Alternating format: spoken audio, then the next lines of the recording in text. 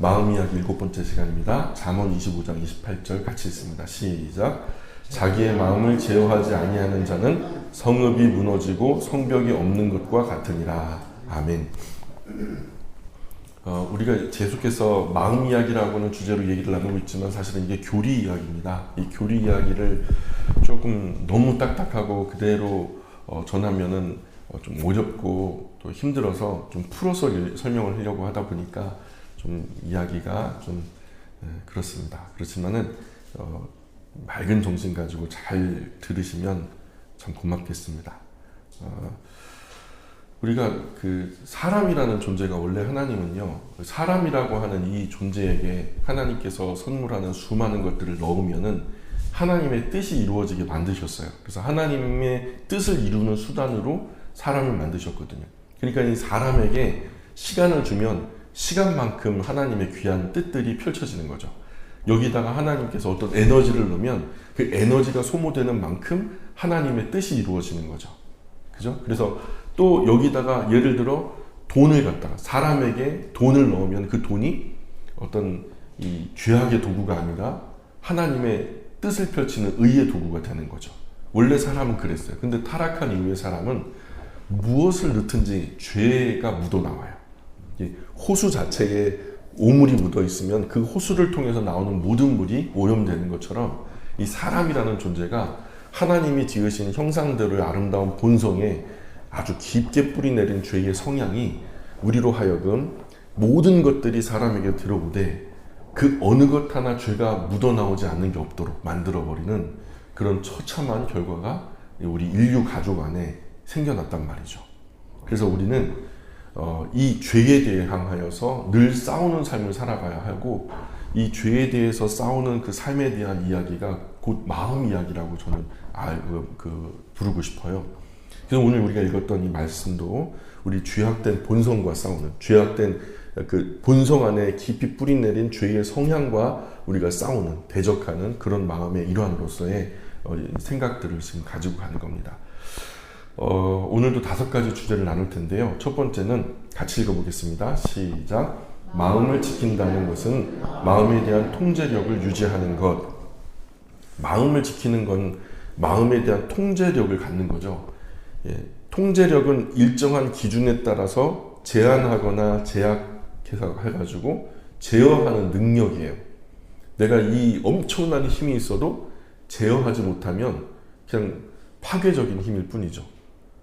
굉장히 그 큰 힘인데 이 힘을 제약하고 제어해서 또는 제한해서 어떤 목적에 맞게 쓸 수 있다면 그것은 능력이 되는 거죠.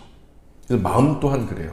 통제력이라고 하는 마음을 통제하는 통제력. 그래서 마음을 목적한 방향으로 이끌어가는 힘, 그런 힘을 마음을 지킨다라고 표현하는 거죠. 지난 목양휴가 때 제가 경주에 가가지고 아주 인상적인 모습을 봤어요. 어린 자녀들하고 가족 단위로 많이 가족들이 왔더라고요. 그래서 뭐 천마총도 가고 여러 역사 유적지가 참 많았어요. 그런데 이 굉장히 많은 사람들 속에 묻혀 있어서도 유독 눈에 띄는 2가족이 있었는데요. 한 가족은 아이들이 부모님 이야기를 진지하게 경청을 하는 거예요. 어느 큰 어떤 관람실에 들어가기 전에 엄마 아빠가 이제 서로 마주 보고 섰는데 아이들 남자아이가 둘이 그 앞에 서가지고 아빠 말씀하면 아빠 쳐다보고 엄마 말씀하면 엄마 쳐다보고 하면서 경청을 하는 거예요.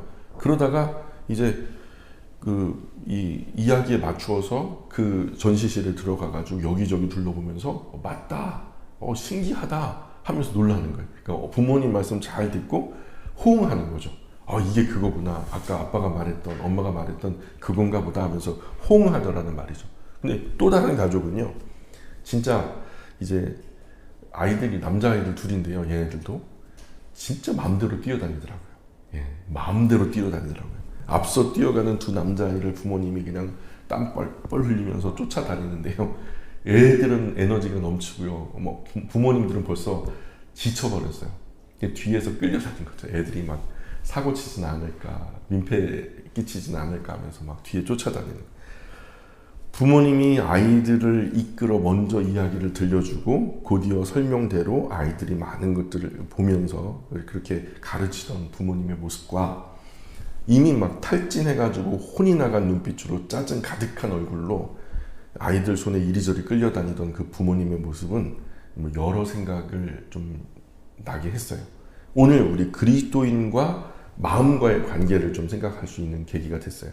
마음을 통제하며 사는 그리스도인이 있죠. 예, 제어하는 거죠. 그래서 마음이 함부로 하지 못하도록, 내가 마음 먹는다고 해서 다 내 마음대로 되는 게 아니잖아요. 근데 어떤 그리스도인은요, 마음에 이리저리 휘둘려요. 그렇게 사는 그리스도인도 있어요. 내 마음이 올라오니까, 내 마음이 원하니까 그 마음이 원한다고 다 해버리는 거예요. 그 마음에 끌려다니. 그래서 마음에 휘둘리는 그리스도인은 마음을 통제하며 사는 그리스도인에 비해서 경건한 일상의 진보가 더디고 비참할 수밖에 없죠. 우리의 마음은요, 오염됐거든요. 타락했거든요. 망가진 시계를 가지고 내가 시간 맞춰왔다라고 우기면 그 시간 맞춰온 겁니까? 예? 망가진 시계를 보고 내가 시간 맞춰서 왔다고 우기면 그 시간 맞춰온 거예요? 우리 양심이나 우리의 마음은요, 고장났어요. 죄로 물들어 버렸단 말이에요. 근데 나는 마음에 거리낌 없이 살았다 할 때 그 마음이라는 것 자체가 기준이 될 수가 없다는 거예요. 그래서 사람의 마음은요, 야생동물과 같아요. 잘 길들여지거나 통제될 땐 안전해요. 그러나 통제를 벗어나는 순간 죄된 야수의 본성이 드러나죠. 그래서 한순간도 자신의 마음에 대해서 방심하면 안 돼요. 은혜 안에 살아가면서 자기 마음을 잘 지키는 동안에는 부패하는 죄의 욕구는 절대로 고개를 들지 않아요. 그러나 부지중의 죄의 본능이 통제되지 못할 때는 언제든 죄된 야수의 본능이 고개를 쳐드는 거죠. 나도 모르게 누군가를 험담하고 있고, 나도 모르게 해서는 안 될 생각들을 발전시키고 있고, 이 마음이 원한다고 다 좋은 게 아니거든요. 그래서 개인의 이기적인 욕망과 욕심에 충실한 타락한 삶으로 마음 따라가다 보면, 마음이 우리를 이끌어가다 보면은 그렇게 망가져 버릴 수 있다는 거죠. 다윗을 생각해 볼까요? 다윗은 하나님 마음에 합한 자로 인정된 사람이죠. 그러나 이 마음 속에서도 밧세바를 범하고 자기가 지은 범죄를 은폐하기 위해서 밧세바의 남편을 의도적으로 계획적으로 살해할 만한 야수의 본능이 도사리고 있었던 거예요. 그 하나님의 마음에 합한 사람이라고 하는 다윗에게도, 다윗 안에도 그런 험악한 죄의 본성이 도사리고 있었던 거죠. 그럼 다윗이 부지중에 그 마음에 대한 통제력을 잃어버리자, 숨어있던 그 죄된 야수의 본능이 훅 하고 튀어 올라와서 그를 범죄로 몰고 갔던 거죠. 그러므로 그리스도인 자신 안에 있는 죄악의 악한 그 죄의 성향을 누르고 거룩하고 경건한 삶을 살아가기 위해서 두 가지는 필수적이에요. 하나는 바로 그리스도인의 마음이 늘 거룩한 욕구로 불타오르는 것.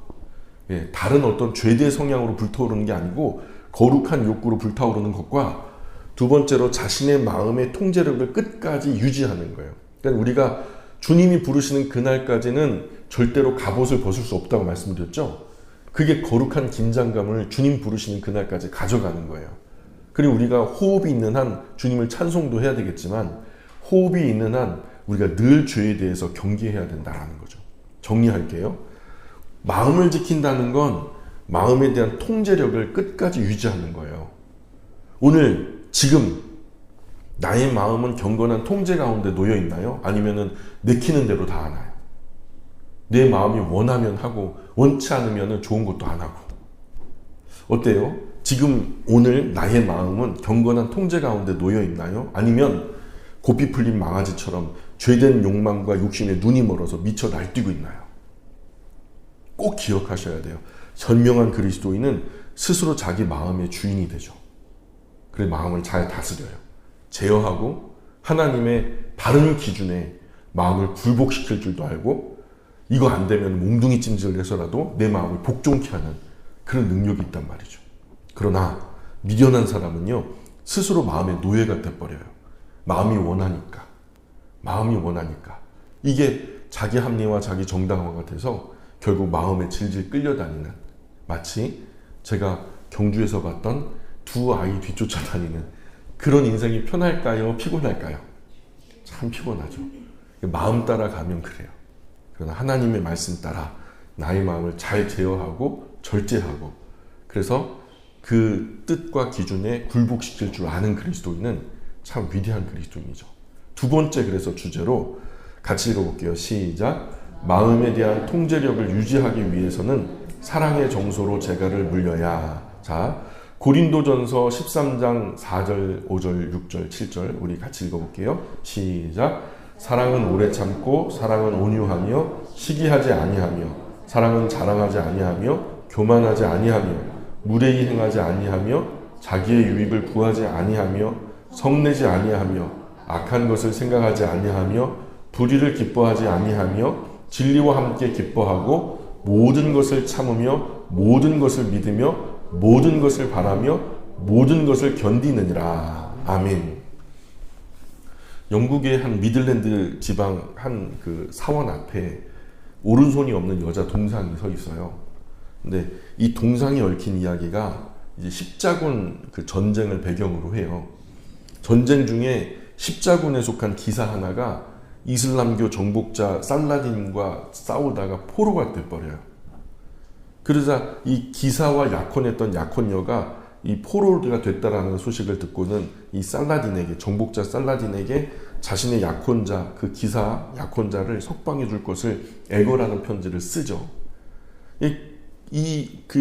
그녀가 끊임없이 편지 공세를 보내는 거예요. 하루에도 수십 통씩 그냥 막 계속 써가지고 보내니까 이 살라딘 왕은요, 그녀의 사랑을 좀 지치기도 했고 귀찮기도 하고, 또 진짜로 이 여자가 이 기사 약혼자를 진심으로 사랑하는가 궁금했던 터라, 그래서 이렇게 전령을 보내가지고 말을 전했대요. 네 오른손을 잘라서 보내면 네 약혼자 석방해 줄게, 이렇게 했다는 거예요. 근데 놀랍게도요, 그녀가요 그 전가를 듣는 순간 막 뛸 듯 기뻐하면서 그 자리에서 오른손을 잘라가지고 돌아가는 전령편에 그냥 보냈다는 거예요. 결국 살라딘은 약속대로 기사를 석방해주고 그는 약혼자와 함께 행복하게 살았다 그래요. 이게 진짜 역사 속에 있는 건지 아니면 전설인지 모르겠지만 이게 실제로 그 동상이 있거든요. 참된 사랑은 그 어떤 것보다 강한 것 같아요. 그리고 이것은 그리스도인의 신앙생활에도 마찬가지예요. 남녀 간의 어떤 연인 관계에만 이게 적용되는 게 아니라 오늘 그리스도인의 신앙생활에도 이 사랑의 관계는 성립이 돼요. 사랑만큼 그리스도인의 마음에 강력한 힘을 행사하는 것은 없어요. 따라서 사람의 마음에 깊게 뿌리내린 죄의 성향을 잘라낼 수 있도록 호되게 내리찍어 결연하게 끊어낼 수 있는 최고의 무기는요, 하나님을 향한 사랑의 정서예요. 그 누구보다도 하나님은 사랑해봐요. 그러면 모든 죄의 생각들을 결연하게 끊어내고 잘라낼 수 있죠. 그리스도인은요, 하나님의 사랑을 느끼고 그분의 사랑을 그분이 사랑하는 정서 안에 있을 때 악한 생각에 대해서 마음의 통제력을 견고하게 유지할 수 있어요. 그분이 나를 사랑하시는데 이 그리스도인이 하나님을 향한 이 사랑의 거룩한 정서 안에 사는 것은 그가 하나님 은혜 안에 살고 있다라고 하는 증거 같아요. 조나단 에드워즈 말처럼 신령한 은혜는 항상 거룩한 정서를 동반한다 이래요. 우리가 거룩하게 살 때 성령의 역사로 나타나는 거지 난잡하게 사는데 성령의 역사가 나타나진 않아요. 그리고 신령한 은혜의 체험에서 비롯되는 거룩한 정서의 핵심은요, 하나님을 향한 순전한 사랑이에요. 하나님 정말로 사랑합니까? 늘 사랑해 왔어요. 사랑하죠. 그런 입에 발린 소리 말고요. 여러분, 연인에 대한 사랑을 승하는 것이 하나님을 향한 사랑인데 하나님은 우리를 그렇게 사랑하셨는데요. 그리스도인이 하나님의 사랑을 느끼는 거, 여러분 느끼세요? 하나님이 나를 사랑한다는 걸 느끼세요? 얼만큼 느끼세요? 막 소름 돋게 느껴요? 연인 간의 사랑을 한번 해보셨잖아요. 어때요? 그 사랑에 승해요? 아니면 그 사랑에 밑돌아요? 예? 그리스도인이 하나님의 사랑을 느끼는 것과 나아가 그리스도인이 하나님을 사랑하는 것, 그분이 우리를 사랑하는 것을 느끼는 것도 중요하죠. 또한 내가 그분을 사랑하는 것도 중요하죠. 그죠? 이 한 정서 안에서 일어나는 일에 이게 바로 사랑의 교제요 또는 사랑의 교통이라고 말해요. 더구나 이렇게 마음이 하나님을 향한 신령한 사랑의 정서에 지배당하면, 지배되어버리면 그 마음의 영향은요, 곧 지성과 의지에도 적용이 돼요. 일상의 아주 작은 부분들까지 거룩한 영향을 다 미쳐요. 따라서 십자가의 은혜에 잠겨 있는 그리스도인은 죄의 성향의 지시에 따라 악을 범하는 것은 불가능하게 돼요. 이렇게 하나님의 사랑에 지배당한 사람은요, 죄를 짓고 싶어도 그 양심에 절대로 짓지 못해요. 구조적으로 그것은 지을 수가 없는 상황이 되어버려요. 하나님을 향한 사랑이 깊으면 깊을수록 마음을 거룩하게 지키려는 노력도 굳건하고 결연해지죠. 하여 범죄를 했다? 그건 하나님의 사랑이 희미하다는 거죠.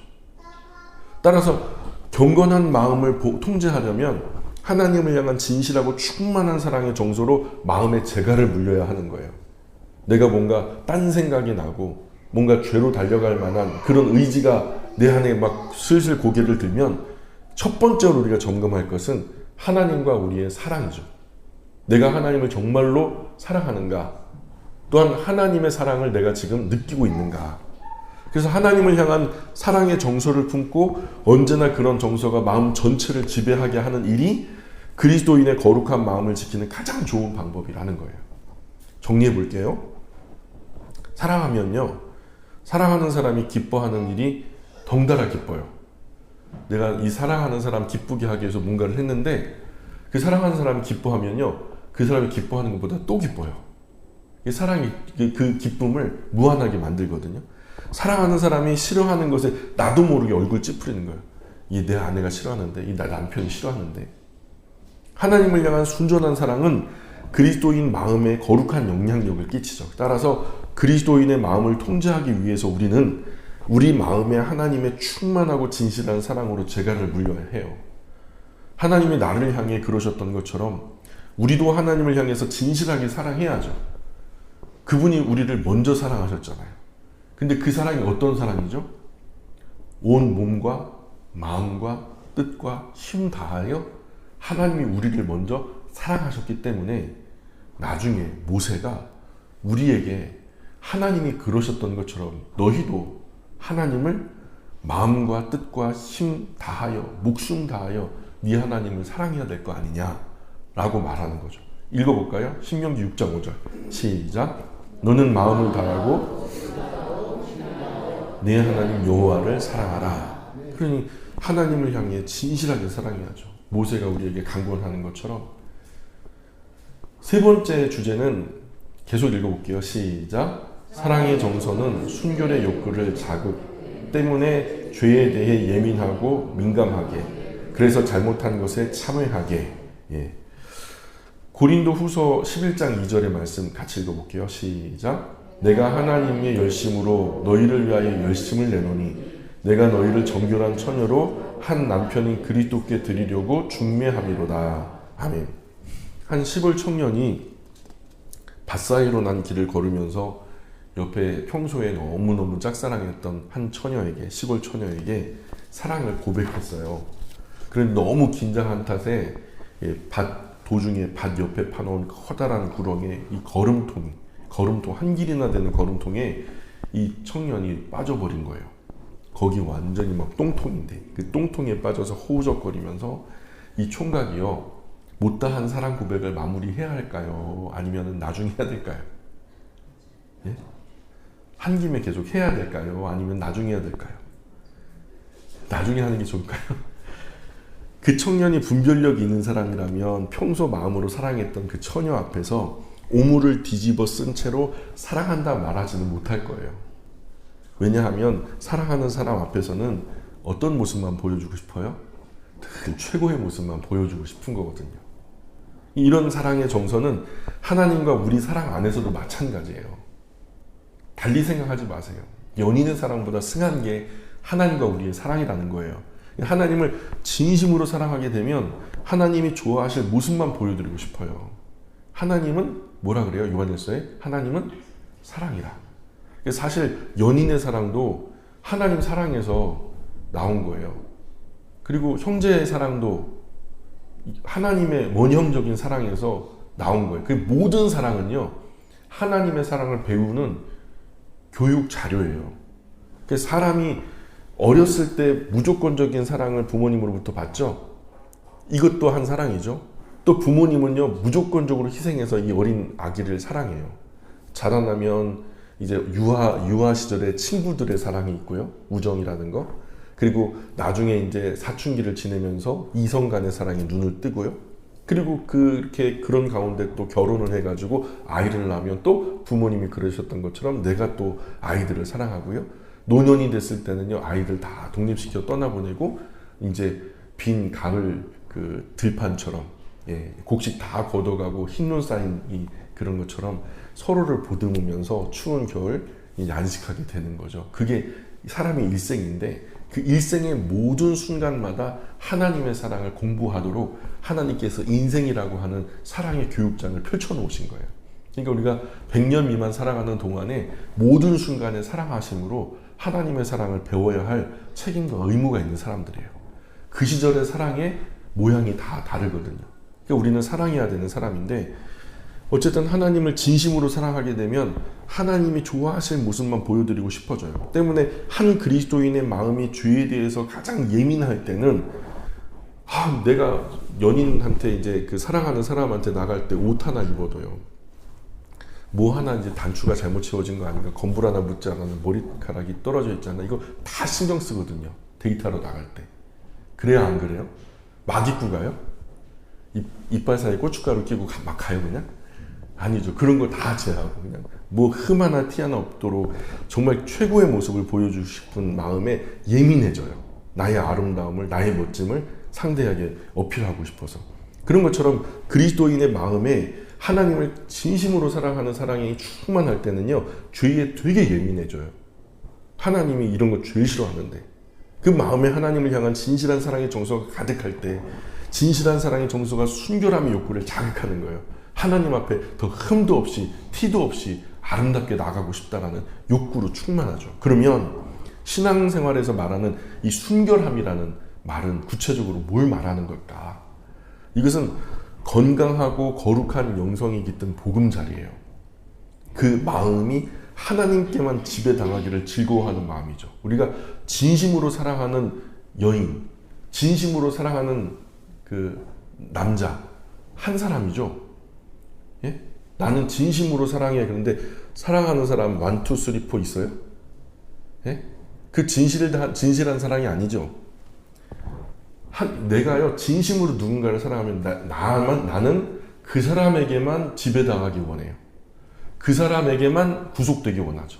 그 사람도 나에게만 구속당하길 원하고요. 그래서 이 사람이 딴 사람한테 눈을 두면 섭섭해요. 배신감을 느끼거든요. 마찬가지로 우리가 진심으로 하나님과 깊이 사랑을 하게 된다면 하나님께만 지배당하기를 즐거워하는 마음이 생겨요. 그래서 하나님 외의 모든 것들에 대해서는 접근을 거절하는 이 배타적인 사랑의 상태를 맞는 거죠. 내 마음 안에 진실한 사랑은 오직 하나님만 되는 거예요. 오직 하나님의 사랑 바탕 안에서 남편도 사랑할 수 있고, 자녀도 사랑할 수 있고, 부모님도 사랑할 수 있고, 친구도 사랑할 수 있게 되는 거죠. 그죠? 그 모든 사랑의 베이스가 뭐가 되는 거죠? 하나님 사랑. 그리고 이웃 사랑이 되는 거예요. 그렇죠? 그래서 이 하나님을 대체할 다른 존재가 없는 거예요. 하나님 없으면 죽는 거예요. 이 순결하고 싶은 욕구는 하나님을 향한 사랑의 정서로 인해서 더욱 자극이 돼요. 이것은 하나님의 사랑을 느끼면 느낄수록 그리스도인은요, 더욱 하나님과 더 풍부한 사랑의 교제를 누리고 싶어요. 단둘이 더 오래, 더 진한 사랑의 교제, 진한 사랑의 교통을 갈망하게 되는 거예요. 연인의 사랑처럼 그보다 승한 하나님의 사랑을 우리가 경험하게 되면 그저 그냥 그렇게 되는 거죠. 그런데 이러한 갈망을 실현하는데 유일한 장애물이 다른 곳에 있는 게 아니라 그분과 깊은 교제와 교통, 그 사랑의 교통 가운데 들어가다 보면 곧 자신의 본성 안에 깊이 뿌리 박힌 죄의 성향이 하나님 앞에서 불결함이라는 것을 깨닫게 돼요. 나는 절대로 하나님과 막 깊은 사랑에 빠져서 그분이 나고 내가 그분이 되는 이 무라일체를 경험하고 싶은데, 그런데 내 안에 일치될 수 없는 한 부분이 드러나는 거예요. 그게 뭐냐면 우리 본성 안에 깊이 뿌리 내린 죄의 성향이 이게 장애물이 돼가지고 계속 걸리는 거예요. 그분을 사랑하는데 자꾸 장애물이 되는 거죠. 그래서 이런 묵상은 그리스도인으로 하여금 늘 하나님에 대한 사랑의 정서를 소유하고 지키며 살아가야 되겠다라는 결론에 도달하게 돼요. 야, 내 안에 있는 죄의 본성과 싸워야 되겠다. 이건 진짜 잘못된 건데 이런 생각이 드는 거죠. 그러면 어떻게 하면 그리스도인이 하나님 사랑의 정서를 풍부하게 소유할 수 있을까? 그리스도인이 하나님께 대한 사랑의 정서를 회복하는 가장 좋은 길은요, 하나님께서 이미 성경 안에 그 장치를 마련해 놓으셨어요. 바로 뭐냐? 십자가예요. 십자가를 통해서 분명하게 나타난 하나님의 사랑은요, 이것은 거절할 수 없는 그저 그냥 말 그대로 역사적인 사건이고 사실이에요.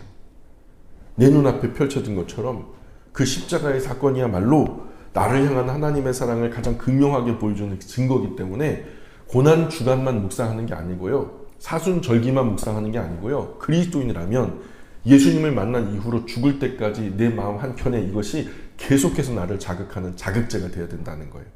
예를 들어 생각해봐요. 나를 위해 살다가 내 남편이요, 나와 결혼했는데 나만을 위해 살다가 나 때문에 죽은 남편이 있어요. 내가 죽어야 할 자리에 남편이 대신 죽은 거야. 쉽게 말해서 길을 가는데 막 트럭이 나를 덮치려고 하니까 남편이 나를 밀치고 남편 대신 죽었어요. 잘 살아. 그리고서 갔단 말이죠. 자, 그러면 그 남편 잊을 수 있어요? 그 남편 잊을 수 있겠냐고. 사는 동안에 그 남편이 내 기억에서 잊혀질 수 있을까요? 나만 위해 살다가 나만 위해서 희생하다 나 때문에 죽은 아내가 있어요. 아이도 낳고 막 그냥 뒷바라지하고 모진 그냥 고통 뭐 또 고난 그런 거 다 내 대신 감수하다가 결국 병에 걸려 죽어버렸어요. 나 때문에. 근데 잊을 수 있겠냐고요. 절대로 잊을 수 없죠. 사람의 사랑도 그런데 하나님의 아들 하나님이 나를 위해서 나의 죄의 짐을 자기 어깨에 짊어지고 십자가에 오르셔서 사랑한다 그러고서 돌아가신 거예요. 다 이루었다. 대속의 죽음을 죽으신 거죠. 최고의 사랑을 보여주신 거예요. 죽을 만큼 사랑하신 거죠. 모든 정성과 뜻과 힘 다해, 목숨 다해 사랑하신 거죠. 그런데 내가 그것을 잊어요? 아침, 점심, 저녁 먹을 때 매이지 않아요? 그게 성찬이에요. 뭐 1년에 추수감사절, 부활주일날 떡하고 잔 돌리면서 그게 성찬 예식이 아니라 삼시세끼가 성찬이라고요. 남은 평생에 먹는. 그래서 이것을 인하여 행할 때마다 나를 기념하라. 기념이라는 게 포겟민 낫이에요. 그냥 잊지 말라는 거예요. 예수님도 잊혀지는 게 싫은 거예요. 죽는 사람들이 제일 겁내는 게 뭐냐면 살아가는 사람들에게 잊혀지는 거래요. 근데 예수님도 결국에는 우리가 다시 재회하겠지만 떠나시면서 나를 잊지 말라고. 그러면서 그 잊지 말아야 할 장치를 어디다 두셨냐면 이것을 취하여 행할 때마다 나를 기념하라. 나를 기억하라 그런 거예요. 이게 뭐예요, 근데?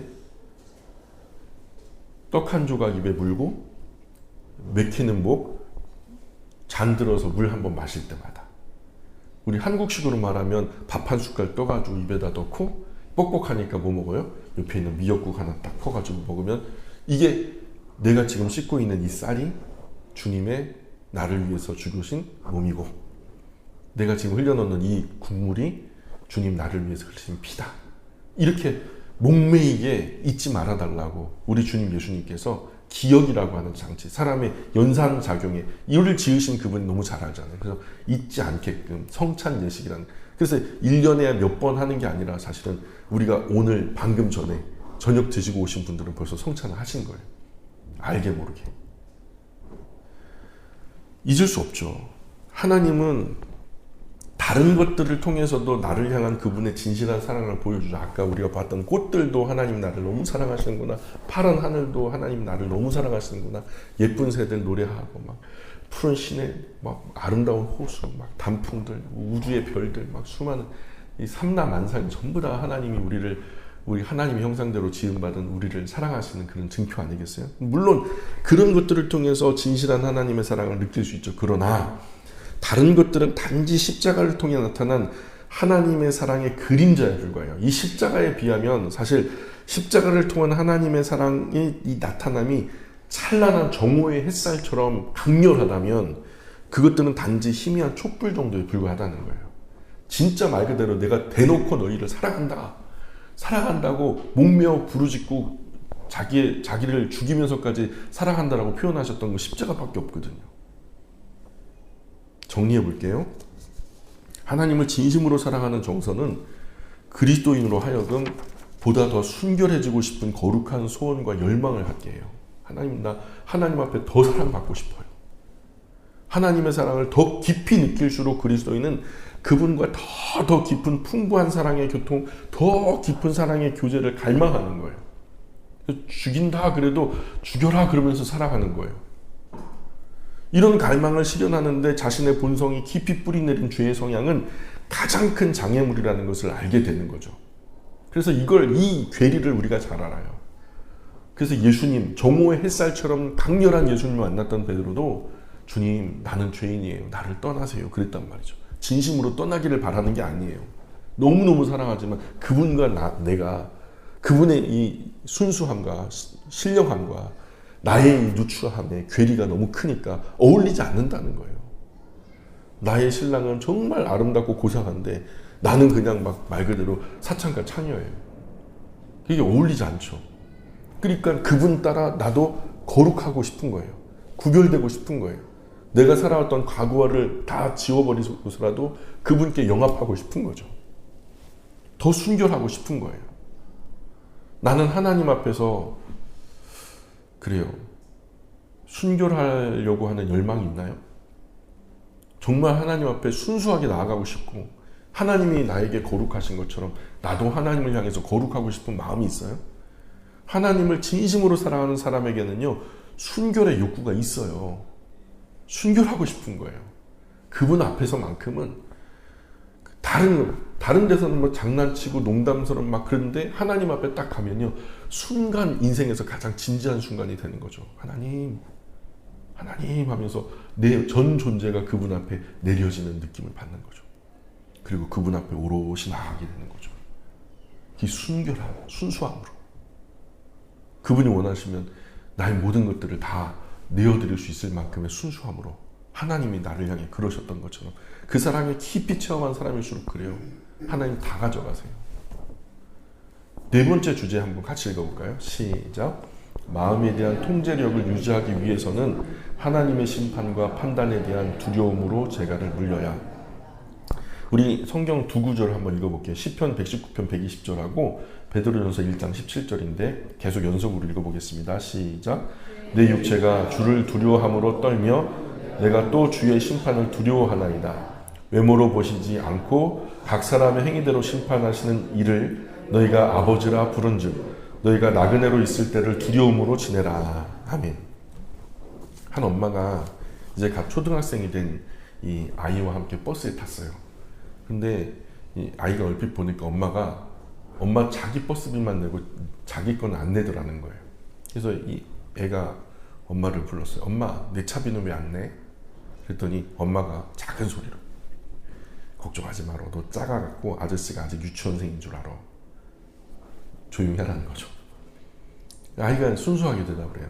아니 엄마, 근데 하나님이 보시잖아요.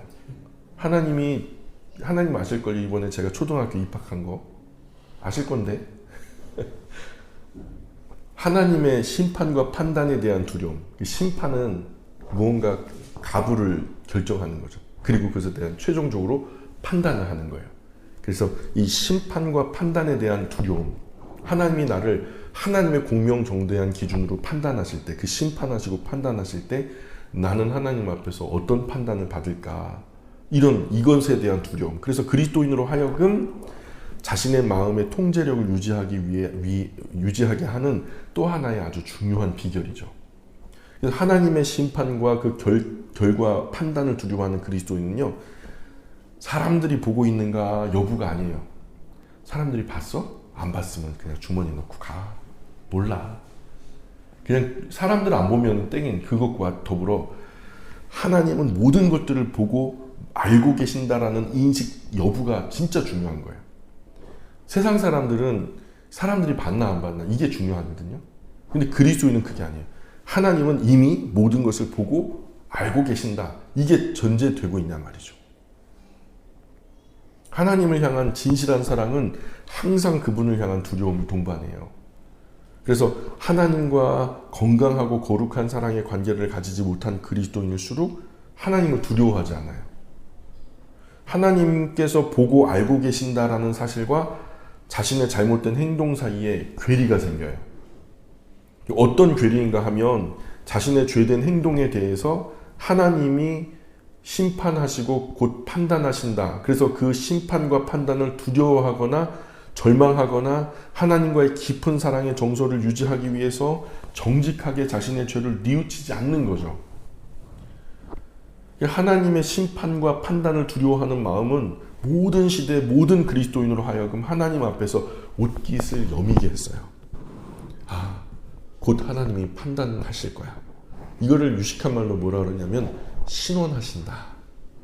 그래서 어떤 때는 내가 정말로 말도 안 되는 상황에서 억울한 누명을 쓰고 쫓겨나게 되는 경우도 있고, 어떤 때는 내가 잘못하는 거 아닌데 뭐 그냥 나한테 그냥 전부 다 뒤집어 씌워가지고, 우리 형 같은 경우에도요, 한 달 내내 아주 힘들게 일을 했는데 월급을 못 받고 나왔어요. 그런 일이 여러 번 있었어요. 얼마나 속이 상한지요. 그래서 제가 목사지만 그런 나쁜 자식이 다 있냐고, 세상에. 제가 좀 더 험하게 했어요, 집사님. 조금 더 험한 얘기. 나쁜 XX 했어요.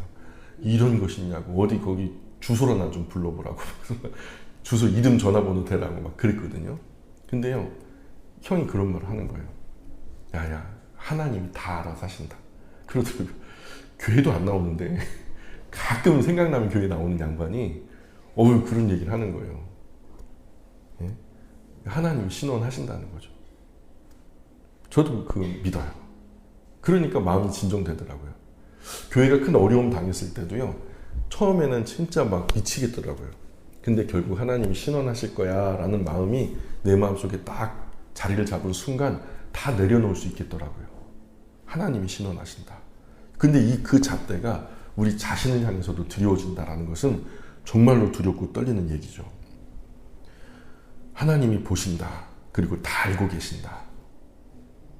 그래서 하나님의 심판과 판단을 두려워하는 마음은 하나님을 진심으로 경외하는 마음으로 섬기게 하는 원동력이 되는 거예요. 그래서 하나님은 아들을 내어주시기까지 우리를 한없이 사랑하신 분이죠. 그렇죠? 하나님 그렇게 우리를 사랑하신 분이에요. 그러나 우리 죄의 성향과 그로 인한 범죄에 대해서는 아주 폭풍처럼 진노하시는 분이고요. 그래서 그리스도인은 하나님을 사랑함과 동시에 두렵고 떨리는 마음으로 받아들여야 돼요. 하나님은 그 두 속성이 다 있거든요. 우리를 진짜로 많이 사랑하시기도 하지만, 그러나 우리가 지은 범죄에 대해서는 극도로 진노하시는 분이기 때문에 한편으로는 정말로 사랑해야 하지만 한편으로는 정말로 두려워해야 되기도 하는 거죠. 이 두 단어가 합쳐진 말이 경외함이라는 말이에요. 사랑한다, 두렵다. 그리고 인간에게 대할 때는 존엄하다라는 거죠. 우리가 어른들을 향해서 존경하다 그러죠. 존경하다 할 때 한편으로는 어려워요. 근데 한편으로는 좋아요. 그 두 단어가 합쳐진 게 존경하다 이런 단어겠죠. 전능하신 하나님의 심판과 판단, 그 결과로 주어지는 이 무서운 진노에 대한 일상에 견고하게 탑재된 우리의 생각은 하나님 사랑에 대한 묵상을 온전하게 만들어요. 한편으로는 하나님을 사랑하기도 하지만 한편으로는 하나님이 판단하실 때 나는 그 앞에 뭐라고 말할까? 이 두 성품을 정직하게 인식하면서 자신의 죄악을 보면서는 그러나 영원히 버려두지는 않으실 거야. 하나님은 자비로우신 분이니까 내가 그분의 긍휼을 구할 거야. 이런 어떤 소망을, 자신의 거룩한 삶을 실천하는 모습을 볼 때는 이 경건의 실천이 영원히 계속되지는 못할 거야. 그러니 정신 바짝 차려야지 하는 두려움을 갖게 되는 거죠. 한편으로는 소망을, 한편으로는 두려움을, 그죠? 이 그리스도인에게 이 소망과 두려움이 자신의 마음을 하나님 앞에서 지속적으로 통제하고 제어하는 재갈이 된다는 거예요. 정리해 볼게요. 하나님의 심판과 판단을 두려워하는 마음은 그리스도인의 마음을 통제할 수 있는 훌륭한 재갈이에요. 하나님께서 언젠가는 나를 심판하고 판단하실 거라는 사실이 현재 생생한 두려움으로 느껴집니까? 정말로 내일 내가 이 행동의 결과로, 이 말의 결과로, 이 판단의 결과로 하나님이 나를 정말로 두렵고 떨리는 그 심판대 앞에 세워서 나를 벌거벗겨 놓고 좌우당간 그것을 문책하실 거라는 것을 느껴야 되는 거거든요. 원래 느껴져야 맞는 거예요. 우리가 타락하기 전에, 오염되기 전에 우리는요, 아마 그걸 느꼈을 거예요. 그리스도인의 일거수일투족은 하나님의 불꽃 같은 시선 앞에 있어요. 그리스도인의 모든 생각과 행위와 태도는 그분의 선하신 심판과 판단 아래 놓일 것을 반드시 기억해야 돼요. 이것이 그리스도인으로 세상을 가장 지혜롭게 사는 길이죠. 솔로몬도 일평생 자기 마음에 원하고 생각에 하고 싶은 것들 제한 없이 다 해봤다 그러잖아요. 한 사람만큼은 다 해봐야 되잖아요. 솔로몬 다 해봤어요. 그리고 남는 게 뭐가 있나 했더니 헛되니 모든 것이 헛되다는 거예요. 노년의 그가 엄청난 부귀영화가 최고의 지혜를 가지고 하고 싶은 모든 것들을 다 했는데요. 결국 다 헛되더라는 거죠. 그리고서 마지막에 유언처럼 남긴 12장에 가보면 너는 청년의 때 곧 곤고한 날에 이르기 전 나는 아무런 낙이 없다 할 때 가깝기 전에 너는 너의 창조주를 기억하라. 그러니까 판단하신다는 거죠. 너 인생에 대해서 분명히 정산하신다는 거예요. 심판하시고 판단하실 거라는 거죠. 그러니 알기나 하고 살아라. 그러는 거죠. 마지막 5번째 주제는 같이 읽어볼게요. 시작. 마음에 대한 통제력을 유지하기 위해서는 마음의 미끄러짐이 몰고 올 큰 불행을 생각해야. 시편 73편 2절 3절입니다. 같이 읽어볼게요. 시작. 나는 거의 넘어질 뻔하였고 나의 걸음이 미끄러질 뻔하였으니 이는 내가 악인의 형통함을 보고 오만한 자를 질투하였음이로다. 아멘. 이 미끄러지다라는 말은요, 실수한다는 거예요. 그죠? 뭔가 삐끗 생각 잘못해갖고 그리스도인답지 못한 행동을 하는 거, 그런 말을 하는 거, 그런 실수들. 아프리카를 떠나온 어느 노예선에서 있었던 일이에요. 그 아프리카의 수많은 그 흑인들을 그 엄청난 배에다가 그냥 막 굴비 실듯이 막 실은 거예요. 그리고서 이 백인들이요, 이들을 노예로 팔아먹기 위해서 그 노예선에 200여 명의 노예가 실려 있는 거예요. 짐짝처럼 실려가지고. 근데 그들은 어떻게든 그 배를 탈출해서 고향으로 돌아가려고 기회만 엿보고 있는 거죠. 이런 부당함에 대해서 억울해하면서. 그러던 어느 날 거짓말처럼 조로의 기회가 찾아왔어요. 자기들을 묶고 있었던 쇠사슬의 열쇠를 극적으로 탈취하게 된 거예요. 그래서 그들이 쇠사슬을 풀고 기습해서 백인 선원들을 모두 다 죽여버렸어요. 그리고 자유의 몸이 된 것을 막 환호하면서 서로 기뻐하면서 축하했죠. 근데 얼마 지나지 않아서 그들은 자신들이 중대한 실수를 한 것을 깨달았어요. 그들 가운데 누구도 배를 조종할 수 있는 사람이 없었던 거죠. 배 안에는 나침반도 있었고 지도책도 있었어요. 그런데 그 누구도 그것을 활용할 수 있는 능력을 가진 사람이 없었다는 거죠. 그래서 그들은 고향으로 돌아갈 수 없었어요. 그들은 배를 조종할 한 사람의 선을 살려두지 못한 것을 가슴치며 후회했죠. 그 결국 이미 때는 늦었던 거고요. 앞으로 닥칠 불행한 결과를 예견하여 행동하는 것은 사람이 살아가는 인생에 많은 유익을 주죠. 내가 이렇게 하다 보면 결국 다 바닥나서 나중에 쓸 게 없게 되겠구나. 먹을 것도 쓸 것도. 이 현명한 사람이죠. 앞날을 염려하는 거. 특히 이 일은요, 그리스도인 마음의 통제력을 유지하는 데 있어서 주의력이 흩어지지 않게 하는 굉장히 좋은 방법이죠. 마음에 찾아오는 약한 생각들이 가져오게 될 불행한 결과를 미리 내다보는 거예요. 그저 그냥 먹는 거, 쓰는 것만이 아니라 영적으로도 내가 이것을, 이 욕망을, 이 욕구를 내가 제어하지 않고 절제하지 않고 내가 제각이 물리지 않으면 이 욕구가 결국 뻗어나게 됐을 때, 그 욕구를 취했을 때 이루어질 그 이후의 큰 결과, 불행한 결과들, 이것이 되면 그 악한 생각이 행동으로 옮겨져 누리게 될 기쁨이 그로 인해서 누리게 될 고통에 비해서 훨씬 더 적다라는 사실을 깨닫게 되는 거죠. 요셉 생각해 볼까요? 요셉? 젊고 멋진 청년 요셉이요, 보디발 아내로부터 동침하자고 유혹을 받죠. 그런데 겉옷까지 벗어둔 채로 도망가 버려요. 만약 계속 그 안에 있었다면 어떤 일이 벌어졌을까요? 요셉도 남자인지라 나중에 결혼한 거 보면 남자가 확실하죠. 그죠? 아스나세, 그죠? 딸 취해서 자녀까지 낳았으니까요. 남자 구실을 못했다 뭐 이런 사람들도 막 해요. 뭐 그 말도 안 되는 얘기죠. 결혼해서 애기를 낳는데요. 요셉이 만약에 거기서 그렇게 유혹에 넘어갔다고 하면요, 살아남았을까요? 알게 된 주인이 가만뒀을까요? 요셉은요, 그 유혹에 굴복했을 때 나타날 결과들을 너무나 잘 알고 있었죠. 그리스도인이 자신의 마음에 대한 통제력을 유지하기 위해서는 어떤 생각이 궁극적으로 몰고 오게 될 그 악한 결과를 미리 생각하는 것이 습관화되어야 된다는 거예요. 이 생각이 계속 발전되고 이게 행동으로 옮겨졌을 때 이게 어떤 결과가 올까? 다가올 악하고 허무한 결과를 직시하는 것은 그리스도인이 자신의 마음의 통제력을 유지하는 데 아주 큰 도움이 되는 거죠. 아이들은요, 다음 일 생각 안 해요. 아이들은 아무 생각 없어요. 당장 맛있으면 다 먹어요.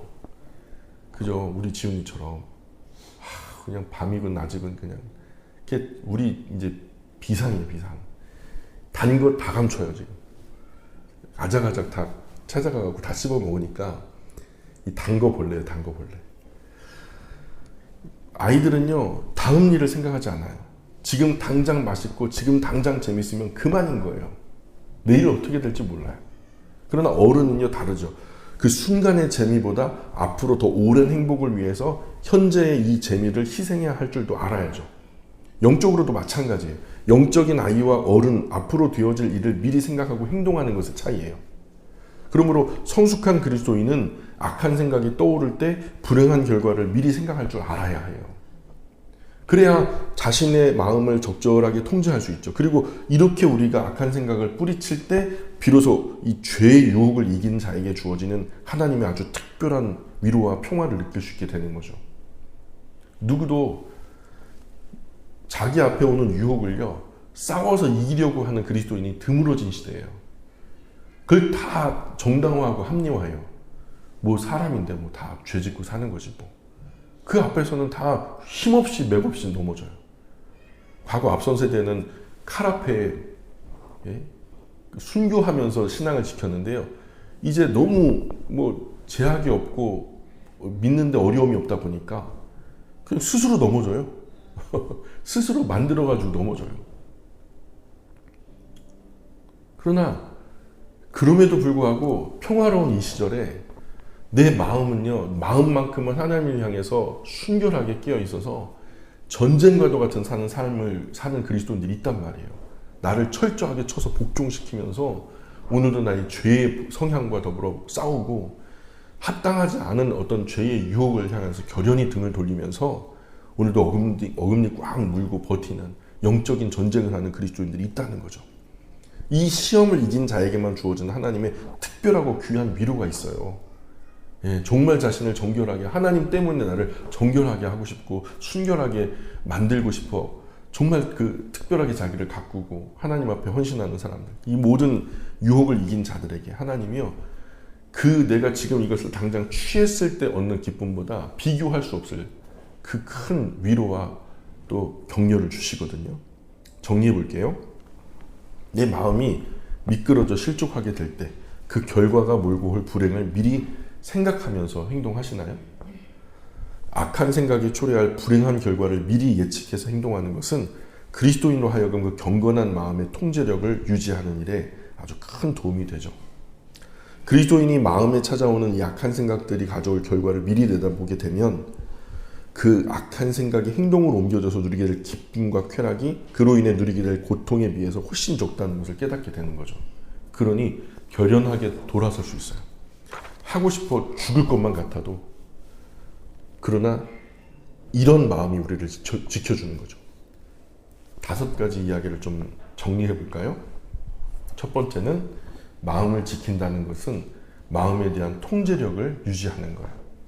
두 번째는 마음에 대한 통제력을 유지하기 위해서는 하나님의 사랑의 정서로 또 우리가 하나님을 향한 또 하나님께서 우리를 사랑하신다는 이 사랑의 정서로 제가를 물려야 한다. 세 번째로 사랑의 정서는 순결의 욕구를 자극해요.